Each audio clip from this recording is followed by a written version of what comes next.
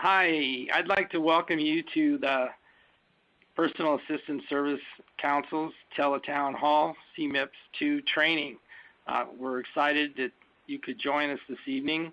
It's great to see so many were able to get on the call tonight. We're trying something new and we appreciate your participation. It's our hope that we can provide most of you with enough information to successfully fill out your new timesheet.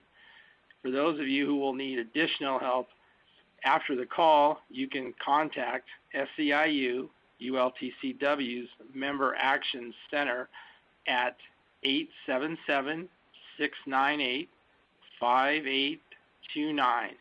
The number again is 877-698-5829, and they'll be able to answer your questions or schedule you for an in-person timesheet training. My name is Greg Thompson, and I'm the Executive Director here at PASC. And tonight we're very pleased to have Scott Gardner from the California Department of Social Services CMIPS 2 training team, Rodney Bullock from SEIU ULTCW's Member Action Center, and Veronica Segala from the Department of Social Services CMIPS 2 team here in Los Angeles. And this is a collaborative effort between those three organizations. Before we get started, I want to give you some information. First, at any time during the call, if you would like to ask a live question of one of our presenters, press *3 and you will be connected to an operator who can take your questions or put you in the queue for when we do live questions. Second, during the call, I will be asking you 5 poll questions regarding the information that was presented. All you need to do is listen as I read the question, and then I will read 3 possible answers. You'll be asked to push number 1, number 2, or number 3 on your phone, depending on which one you feel is the right answer. Also, after all 3 presenters have finished, we will take a few questions from you on the call. To ask a question again, you'll press *3. Now I would like to introduce Scott Gardner from the California Department of Social Services, who's going to provide a basic overview of the new CMIPS 2 timekeeping system. Scott, welcome. Hey, thank you. Welcome. Well, CMIPS 2 is a replacement for the CMIPS system that's been around for 30-plus years, and it's a very old system and antiquated. And it was time for a change. It's automated a lot more than it used to be. Some instances are the timesheets now are scanned and a digital image is used instead of a physical image, which speeds up the process. This also makes it easier and available for the county staff to see your timesheet if there was a question that were to come up regarding it or any errors that can happen. Another thing that's different with it is that all providers mail their timesheet into a central processing facility. It's in Chico, California, which we refer to as the Timesheet Processing Facility, or TPF. This facility is fully dedicated to processing your timesheets as quickly as possible. One thing about that, though, is that providers will no longer be able to mail or walk in their timesheets to the county IHSS office. So you need to take the envelopes that are sent to you and send your timesheets into the TPF in Chico, or the Timesheet Processing Facility, and it will get processed up there. A timesheet that is completed correctly will be processed within the same time frame that exists now. However, the time frame is 10 working days from receipt of the timesheet at the Timesheet Processing Facility. Now, that's the maximum amount. Normally, the timesheets, by the time you send your timesheet in to the time you get your check, is right around 5 days for the most part. It can go a little bit longer, but for the most part, it's a little bit less than 10. Another thing is that when you get your timesheet, or when you get your paycheck, a new timesheet will be issued to you for the next pay period. And that'll come to you whether you have a direct deposit or you have physical check that comes in the mail to you. And these are some of the things that have been designed to help speed up the process and make it easier for you to get your money that you're owed, and make it easier on the counties so that they can help you as quick as possible. Great. Thanks, Scott. Again, we appreciate you being on the call and providing us with that valuable information. Sorry. Next, we're going to bring on Rodney. Again, Rodney Bullock, and he's from SDIU, ULTCW's Member Action Center. Welcome, Rodney, and thanks for joining us. Thank you, Greg, and I would like to thank PASC for my opportunity to participate in the Teletraining Conference. ULTCW understands how important it is for our members to receive their paychecks timely. For this reason, I would like to focus my portion of the training on the timesheet processing. Now, there's going to be a lot of information I cover, so I'm going to try to take it as slowly as possible, and I encourage everyone to take notes if possible, because this is the bulk of the timesheet process that you will experience. While the majority of the payroll processing will remain the same, the new CNIPS 2 timesheet will have some physical changes that I would like to review in detail. To begin, the new CNIPS 2 timesheet requires that consumers and providers sign the back of the timesheet. I really want to reinforce the importance of this change. This is the most common reason why paycheck delays are occurring in the counties that are currently utilizing the CNIPS 2 format. Due to the fact that most of the providers aren't checking the back of the timesheet and failing to sign it, the timesheet cannot be processed. So please make sure that after you complete your time entry, you turn over your timesheet and verify that the signature is there before you mail the timesheet to the Chico facility. The second change to the new CNIPS 2 timesheet format is that you no longer use decimals to record your minutes. Instead, you will enter your time with hours and minutes. Basically, you will now enter it a lot easier as far as the format's concerned. No more of this figuring out if it's a 0.5 for a half hour or a 0.2 or whatever. Now, if you work 5 hours and 5 minutes, you will simply enter 5 hours and 5 minutes. If you work 5 hours and 17 minutes, you will just simply record 5 hours and 17 minutes. That's simple. Because we have moved over to an hours and minute format, the timesheet design will also change. Instead of having the boxes going across the bottom of the actual timesheet, it is now going to be vertical, going up from the top to the bottom. So let me take a moment to explain that. What that means is that when you see your timesheet from the 1st of the month to the 15th of the month for that first payroll period, what you'll see is at the top of the timesheet, you will see the first day of the month entered. Then it will continue to the second day, the third day, the fourth day, and the 15th day of the month. The same thing will happen when you get your second pay period of the 16th through the end of the month. It will start at the 16th all the way down to the last day of the month. Each one of these rows will be where you now enter in your new time or your time. So basically what's going to happen is the timesheet is going to be formatted to show boxes for you to help you with completing your time entry. There is an hours column for boxes and a minutes column for boxes. Both the columns will have approximately 15 to 17 rows, depending on how many days there are in each month. Both the hour column and the minutes column will have 2 boxes for you to enter your time. When you're entering your time, you will put a single digit in each one of those boxes. For example, let's say you worked 10 hours and 15 minutes on July 9th. You will then go and find the row with the 9th day of the month. Then you will enter in the number 1 in the first hour box, and then a 0 in the second hour box. That will represent the 10 hours. Then you move over to the minutes column.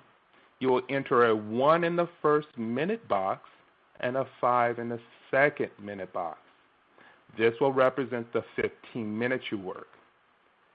Only write 1 digit in each box. So when you look at that, in that July 9th row, you will see each one of those boxes filled with a 1, 0, and then 1, 5 for 10 hours and 15 minutes. Let's say then you then move on to the 10th of the month. Roll down. Let's say you worked for 6 hours and 57 minutes. When you look for that 10th row, you will enter the boxes by leaving the first box blank. And let me explain why I say that. Since you're only working 6 hours, there's no reason for you to enter it in this first box. So you don't have to put a 0. You can leave it blank. In the second box, you will enter a 6. Then you will move over to the minute section, and you will enter a 5 in the first minute box and a 7 in the second minute to represent the 6 hours and 57 minutes that you worked on the 10th day of the month. You will continue to do this for each day of the week that you work for that pay period until all those boxes are done.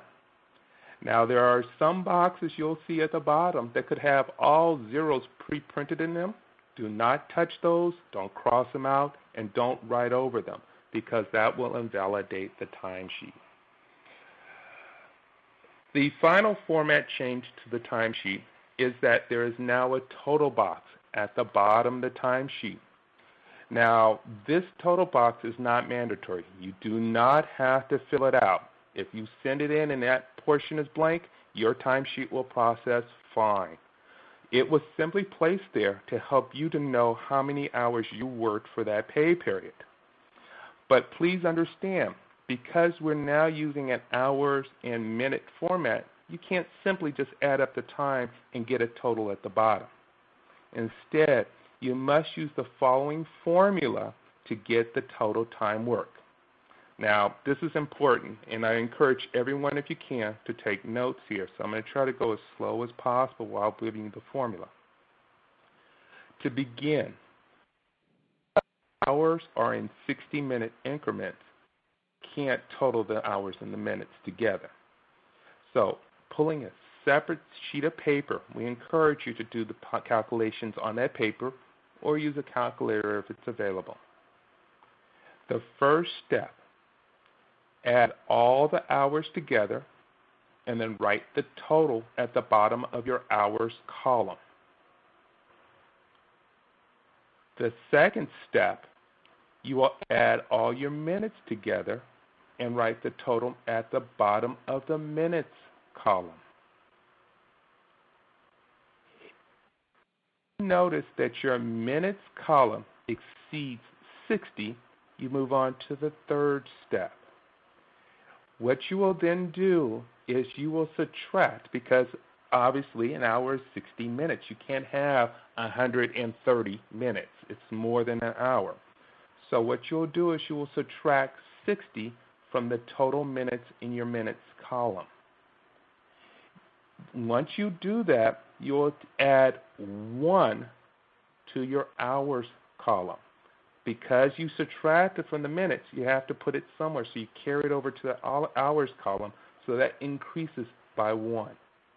You will continue this process until your minutes column is 59 or less.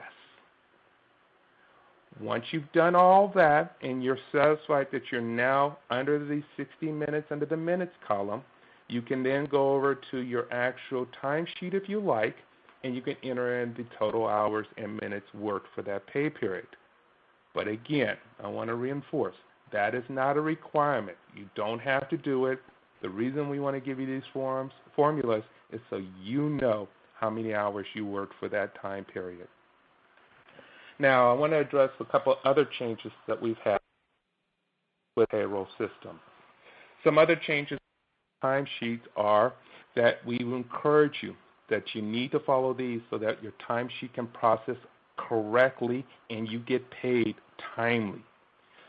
because, as Scott mentioned, the new system will scan your timesheet and the computer will automatically process it.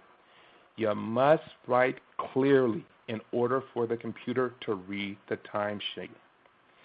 So, to avoid this, we encourage you to not, when you are pressing on your timesheet, that you press clearly and that you actually write the boxes themselves. If you write outside the boxes, it will actually make it more challenging for the system to actually record it. And what will happen is it will have to be visually verified by personnel at the Chico facility, which can delay the processing of your timesheet. In addition to that, you need to write your numbers clearly.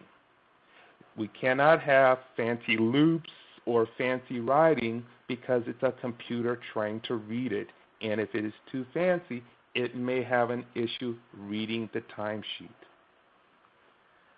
Another important factor you need to consider is that you can only use black ink, and again, you must press firmly when you're filling out the timesheet. The computer cannot read other colors like red or blue or pink. It has to be black. And it cannot read a pencil, so it must be ink. Another important factor we've noticed with some of the other counties utilizing the system is that you cannot claim more hours than the authorized hours that are going to be listed at the top portion of your timesheet. If you exceed the authorized hours, it will delay the payroll. Please, if you're going to record your try to work within your authorized hours when doing so, unless you have pre-approval. Another important thing to consider is that while in the past it was an exception being made, you can no longer send your timesheet in too early. If you submit your timesheet in prior to the conclusion or the end of the payroll process, it could result with your timesheet rejecting, meaning they won't process it. So, let me kind of explain when timesheets should be mailed. Period of the 1st through the 15th, you will mail your paycheck on the 16th of the month. For the pay periods of the 16th to the end of the month, you will mail your pay timesheet on the first day of the following month. Let me repeat that. For the 1st to the 15th pay period, the timesheet is mailed on the 16th. On the 16th to the end of the month, the timesheet is mailed on the first day of the following month. Now, LA County will no longer process the timesheets as Scott mentioned earlier. They go to the Chico facility, which is up near Sacramento, California, for handling. So you can no longer, once we move into the CNIPS 2 program, you will no longer be able to mail your CNIPS timesheet to the Central Processing Center for LA County or walk it into an IHSS county facility. You must use the return envelope included and mail it to the Chico facility. One thing I just want to finalize on before I conclude is if you make a mistake, do not white out, scratch out, or do anything your error. All you will do is simply put a single line through the mistake you make and try to put the correction, if possible, within the box that is where their mistake is located. If you can't fit it in that box, clearly write it on the outside of the box. The reason why we want you to do this is that the personnel at the timesheet facility in Chico will manually review any errors and manually enter the correction in the system. If you use whiteout, you scratch, you scribble, or you're unclear with your correction and they can't read it, they won't be able to, and that will further delay the processing of your timesheet. I know this was a lot of information. I hope most of you got a clear picture of it, but if you did not, I encourage you to call the Member Action Center at 877-698-5829, which is 877-MY-ULTCW, And please reserve a seat for one of our training sessions where this material is provided to you with including practice sections. Thank you, Greg. Thank you, Rodney. I appreciate that. That's some very valuable information. Now we're going to ask our first poll question. Question number 1, how must you record your time worked on the new timesheet? Press 1 if you must record your time worked in decimals. Press number 2 if you must record your time worked in millimeters. Press number 3 if you must record your time worked in hours and minutes. Again, how must you record the time you worked on your new timesheet? Press 1 if you must record your time worked in decimals. Press 2 if you must record your time worked in millimeters.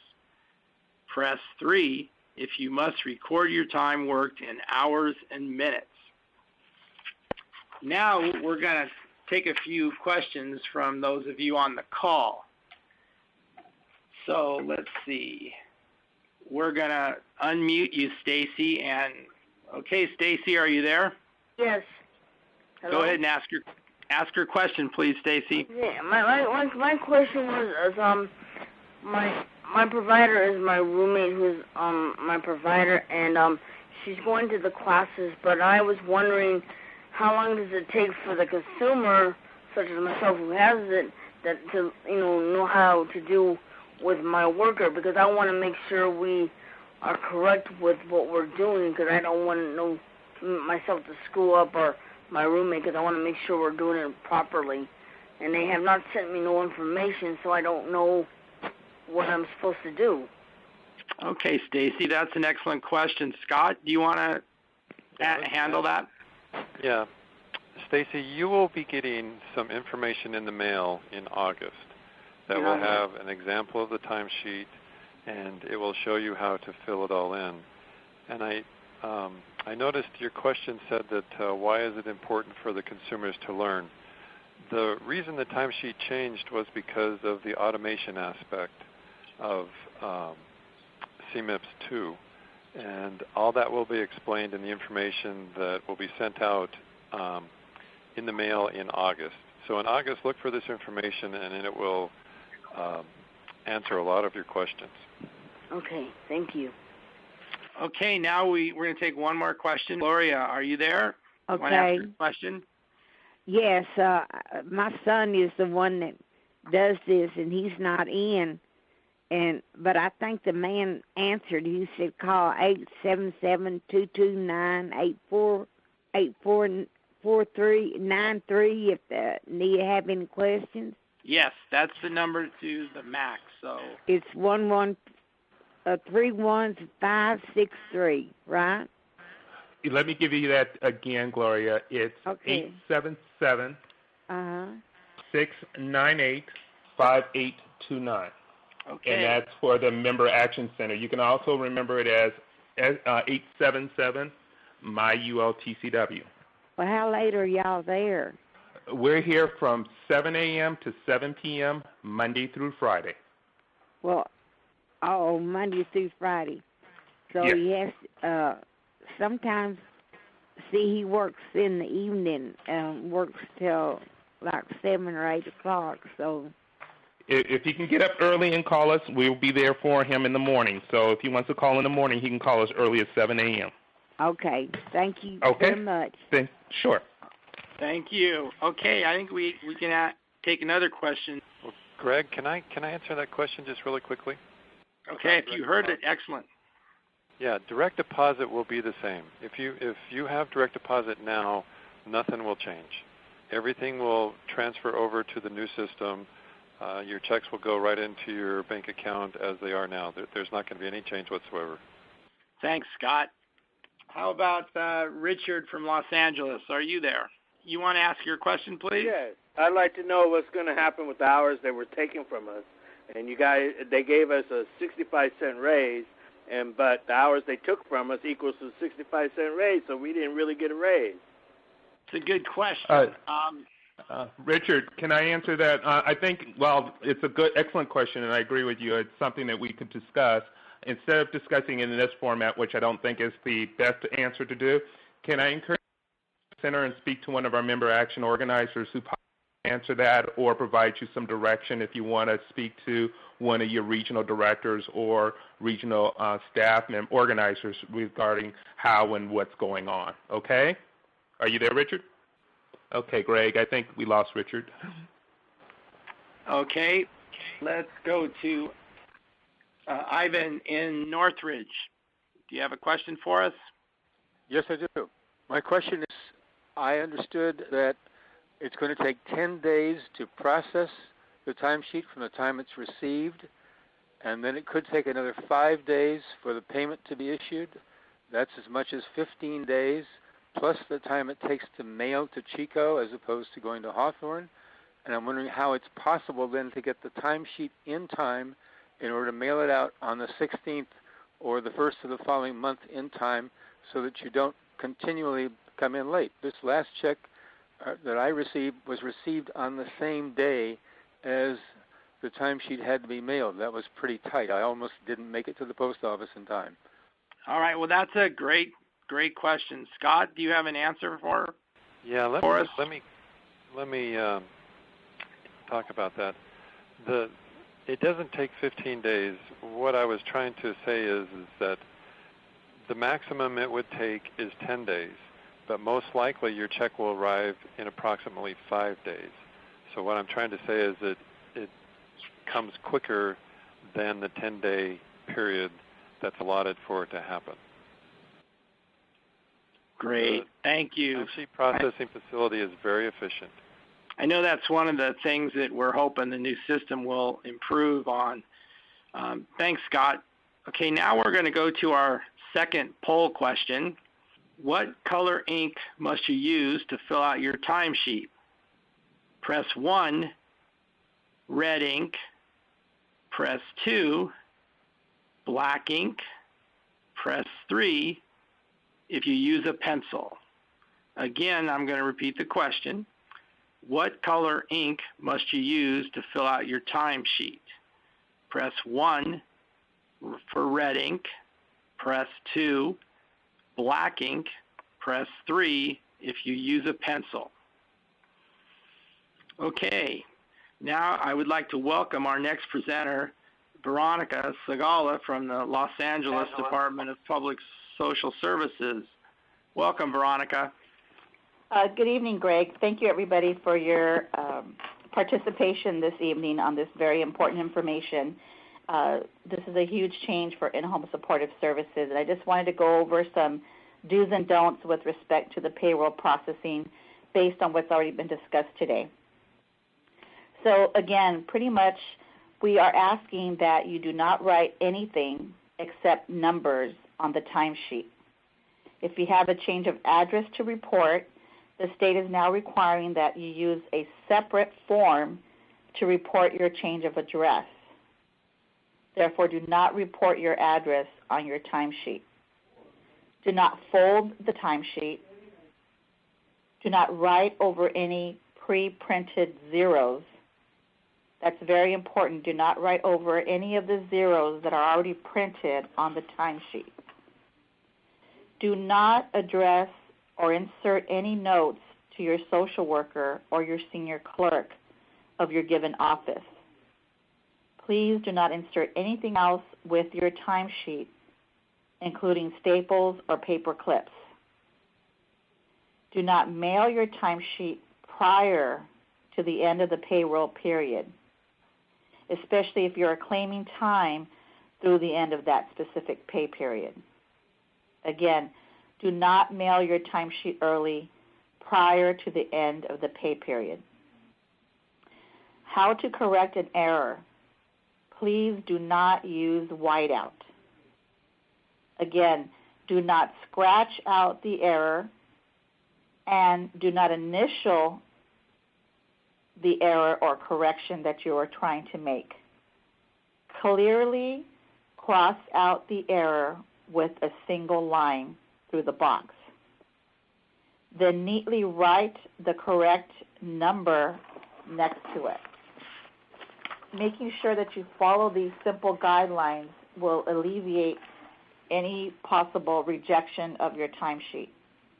If the personnel in the timesheet processing facility can verify the correction that you are trying to make, they will proceed to actually process your timesheet so that you can be paid.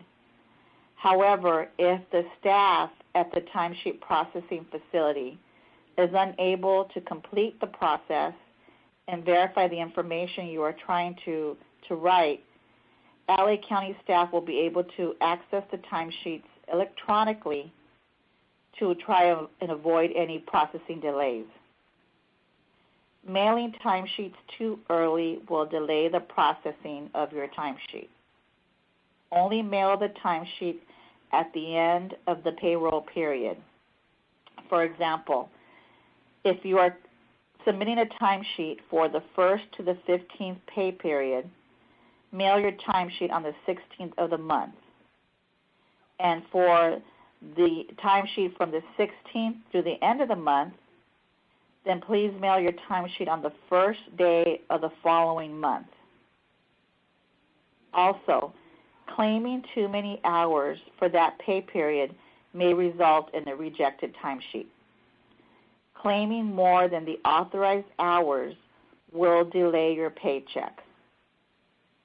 In-home supportive services will need to confirm the accuracy of the hours before completing the process. So your check will be delayed until they are able to speak to you and your consumer. So to review this information again, timesheets require time entry on the front, and the client needs to sign as well as the provider on the back of the timesheet.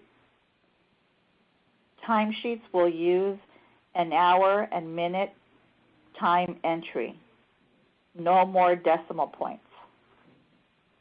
All timesheets will be mailed to the new timesheet processing facility in Chico, California. Please remember that you can no longer mail or drop off your timesheet at your local IHSS county office. They will no longer be accepted. Please remember to only use black ink. And of course, press firmly when filling out the timesheet. And finally, and most importantly, please remember to always sign your timesheet. Both the consumer and the provider's signature is required to process the timesheet. Thank you, Veronica. I'm going to ask the next poll question, but I just wanted to let you know that there's 6,500 on the call, so we're going to try to get to as many questions as we can, and we appreciate your participation and being patient with us. Okay, question number 3. What should you do to correct a mistake you've made on your timesheet? Press 1 if you are not allowed to correct a mistake. Press 2 if you should cross over your mistake and write the hour next to the day. Press 3 if you should use whiteout. Again, what should you do to correct a mistake you've made on your timesheet? Press 1 if you're not allowed to correct a mistake. Press 2 if you should cross over your mistake and write the hours next to the day. Press 3 if you should use whiteout to correct the mistake. Okay, now we're going to go to the callers again and try to answer some of your questions. Jennifer from Northridge. Jennifer wanted to know, when does the new timesheet change start, and if she should send her timesheet to the new Chico location, and what's the new address? Scott, do you want to address that? Sure.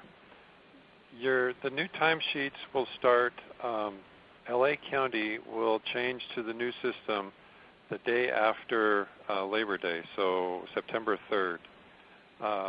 For your timesheets right now, continue to take them or send them to the LA County location that you send them to at the moment. Everything will start, the changes will happen, you'll get this information in the mail, but continue to do everything as is right now until September. The address will be on the pre-printed envelopes that you will get. Scott, we're getting a lot of people asking when these changes are going to go into effect. Could you repeat that? The changes will go into effect the day after Labor Day, so September 3rd. Thank you. Okay, Lupe, you want to ask your question? Well, I'm concerned about the days that they come in. Saturdays, no mail. Sundays, no mail. What about that day? They finish in the Sunday or Saturday, even if it is the right day. Scott? If the mail still processes, if you stick it in a mailbox on Friday, the mail will still process on Saturday and Sunday. It doesn't stop on the weekend as much as we think it does. It continues to flow. Okay, thank you, Scott. How about Michelle in Little Rock? Okay, I'd like to know if I have a scheduled hospital appointment for the person that I'm providing care for, like let's say the 13th, 14th, and the 15th. Can I send a sheet in on the 12th, or do we have to wait until the 16th? Like if I'm not going to provide care on the 14th and 15th, can I mail it, as soon as I'm done on the 13th, or is it just mandatory now to wait? So a situation like this, you can mail your timesheet in on the 13th or whenever you stop providing services on that day. Okay, how about Louis in Los Angeles? We've unmuted your line. You can ask your question. Okay, we were informed that we were not to use the 0, a theta, or a naught at all.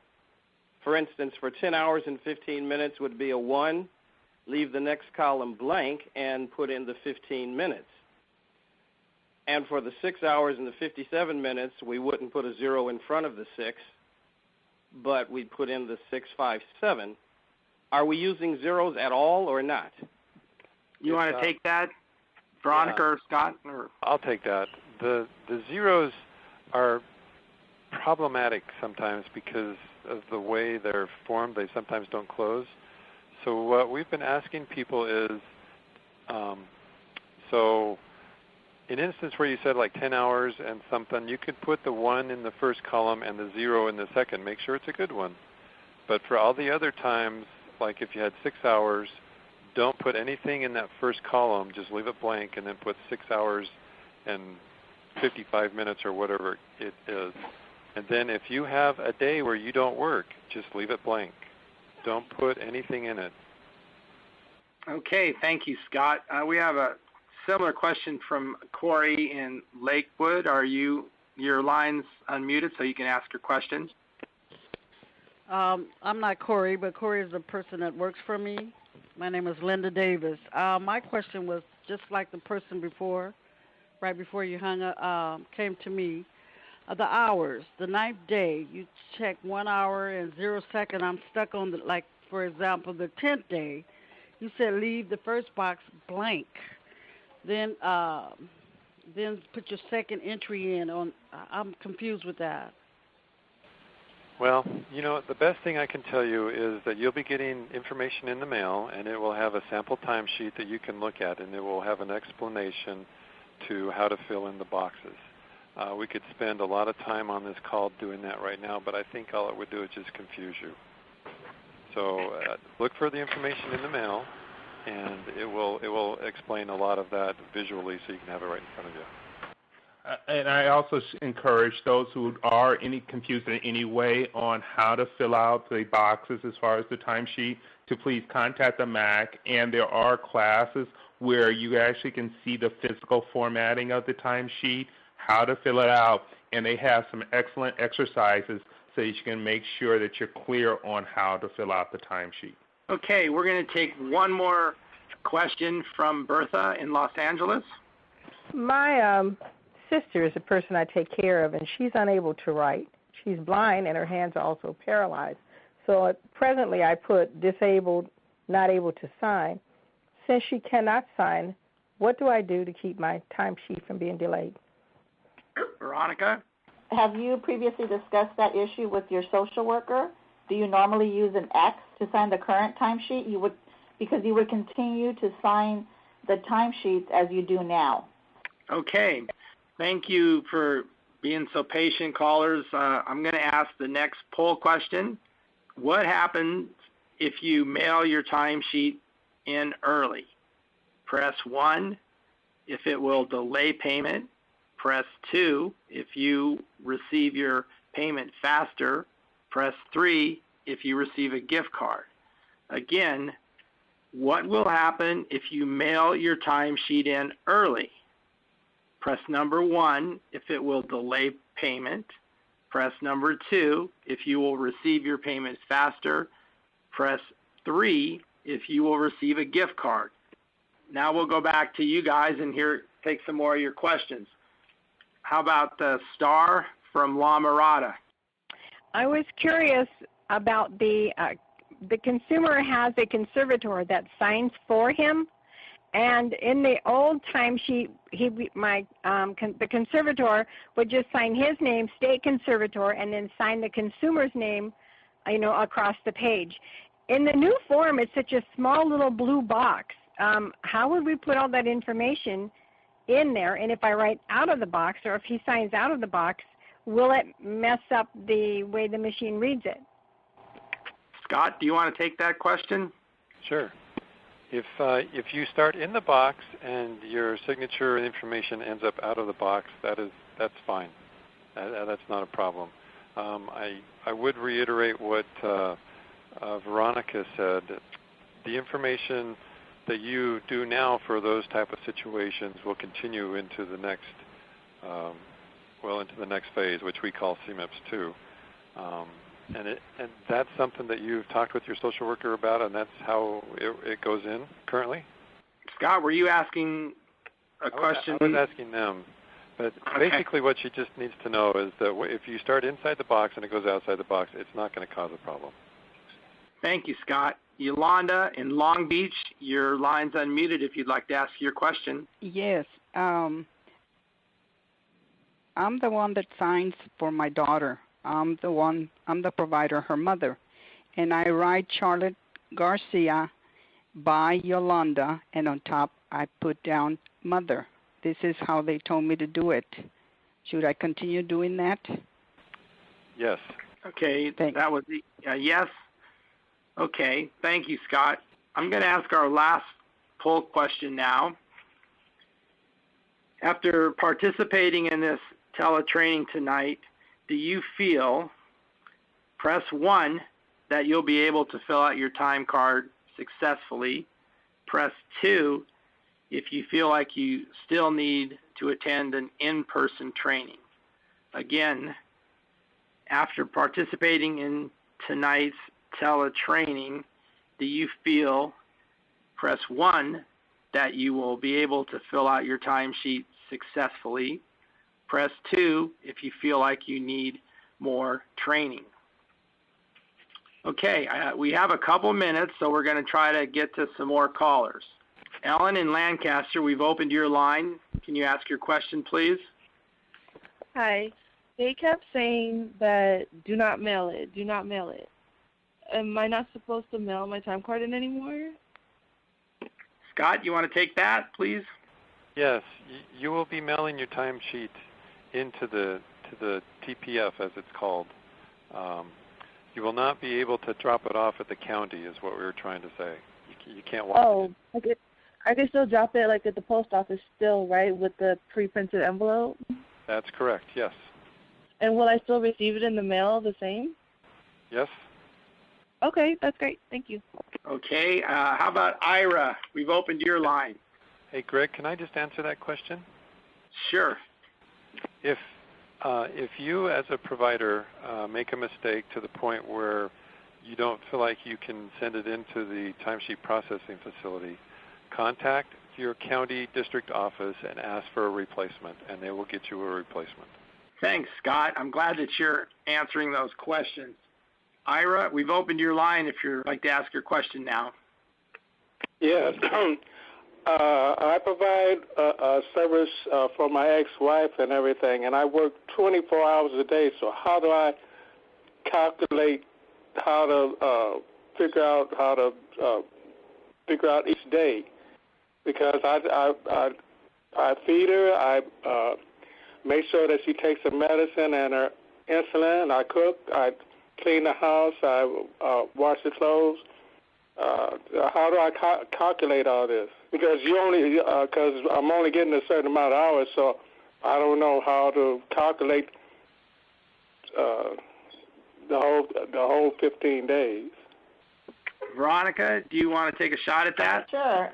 I was just going to say that you would calculate the hours daily based on what you currently receive. So as you know, the department and the state cannot pay 24 hours a day of services. However, whatever your authorized hours are for that month, you would divide that daily, and those are the hours that you would be claiming on a daily basis. So if that sums up to 5 hours a day, for example, that's what you would be reporting. So although we're not using the decimal point system, the hours that you claim are still similar to what you currently receive. So in other words, the hours do not change. Whatever your wife qualified to receive on a monthly basis is what you will qualify to receive once we go into this new payroll system. It'll be the same amount of hours, except they will not be in decimal points. Thank you, Veronica. That was a good question. How about Lisa in Pasadena? We've opened your line. Hello, can you hear me? Yes, we can. Welcome to the call. I just wanted to make sure. Okay, my question is, since the system is now going totally automated, is there a way to get my timesheet automated?